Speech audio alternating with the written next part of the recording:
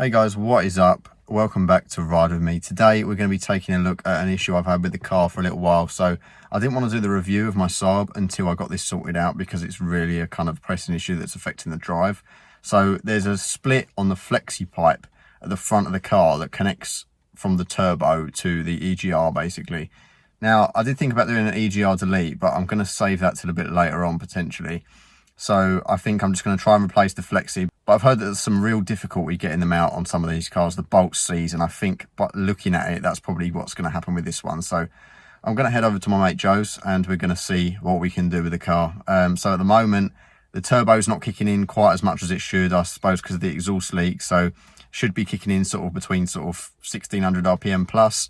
At the moment, it's probably not kicking in until about 2K, which is making it really sluggish. Also, you're getting a lot of exhaust fumes in the cabin, especially when the heater's on. So that's obviously not a good thing. So let's take a look at it and see what we can do. So I tried pasting over this. You can see the crack here, and it's not going to be easy to get to with just the electrical connector taken off. So we've tried pasting it, which you'll see in a minute burns straight through. So we're going to need to remove some of the front end of the car to actually access the bolts that are definitely seized to strip them out. Do you know what? I'm not sure why I bother. As soon as I fix something, something else breaks. Oh dear. Hopefully this is an easy fix. Anyway, let's stop cocking about and get this thing stripped down.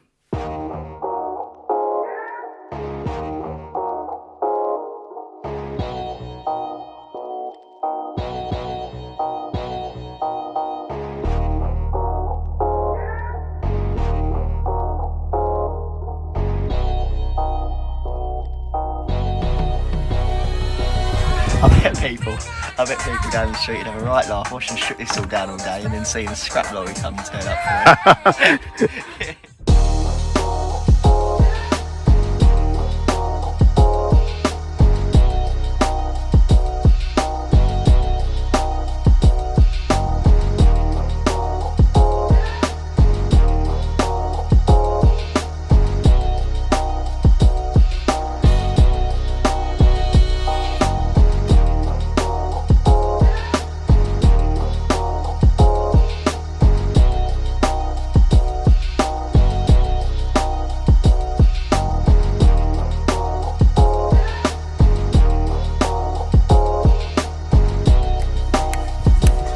Conventional way of Surely it's not supposed to drain out the top of the radiator.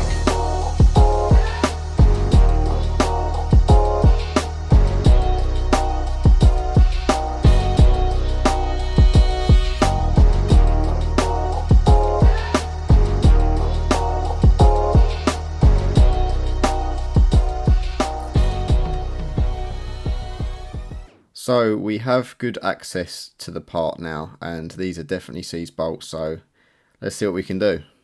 It's not even for a performance modification.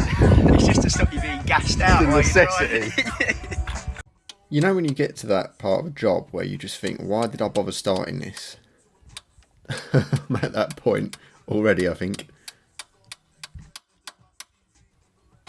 That ain't going to do it, so blowtorch it is. Let's heat these puppies up and see if we can get at them with some grips or some bolt extractors. It's going to be a bit of a tough one, this, I think. And as you can see, they're not playing ball. Come on, come on.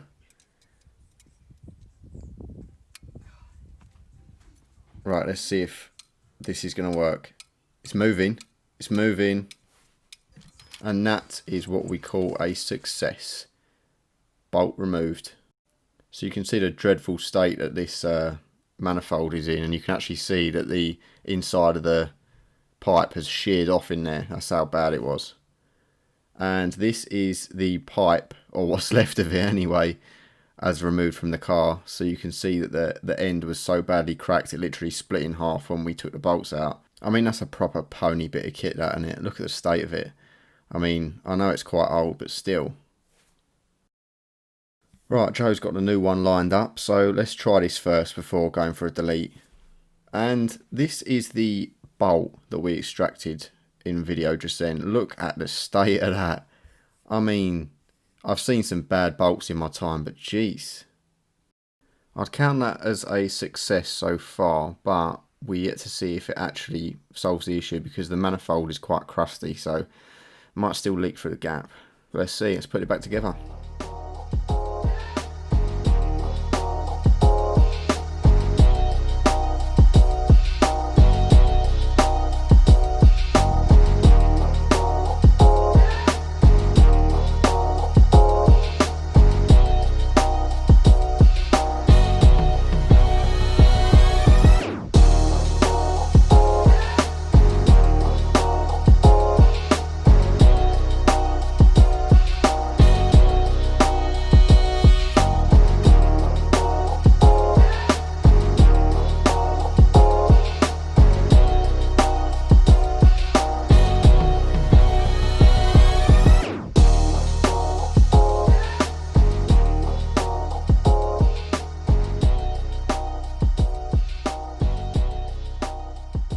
So sit rep on the car, that has not done the trick. So basically we used lots of silicone to sort of gummy it up, and that's really not helped at all. So I think it's just blown a hole straight through it again.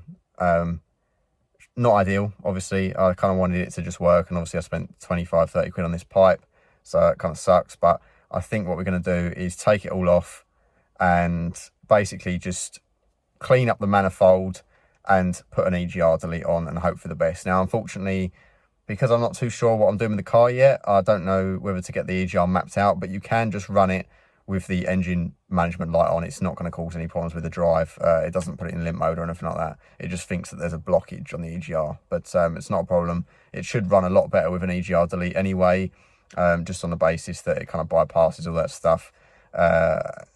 So let's just see how it goes. Can we just take a minute to appreciate Joe's toolbox? With the number plate and the exhaust welded on. Oh man. Right, so it's back at the grind again.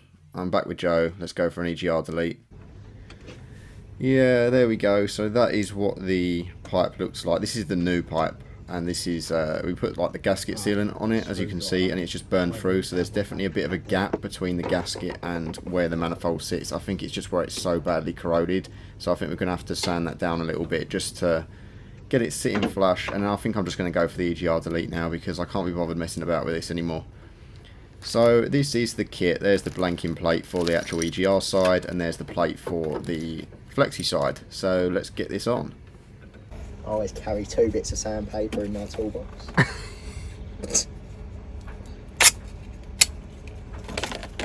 So you never know when you're going to sand a bit of crap off something.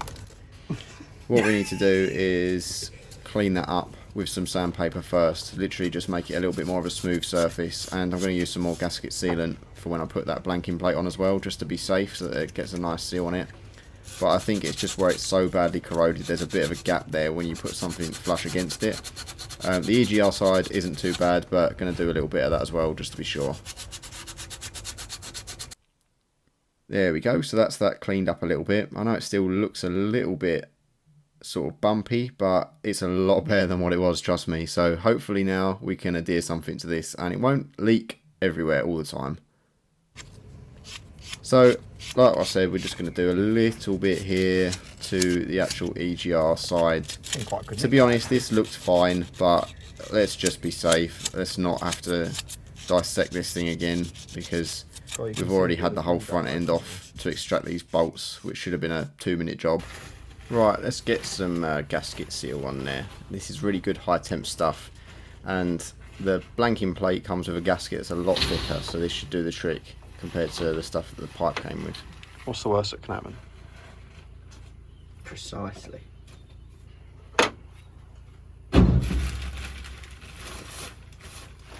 I go for all this, and then the turbo's going to go bang. Don't say that. So here it is, blanking plate installed, and after this I did take it out for a test drive, and job done. The turbo kicks in when it should, the engine management light is on, which I can get mapped out, but so much better, no more fumes in the cabin, job done. Should have just done this in the first place. Now look, what do you reckon about this? To reflect the reliability.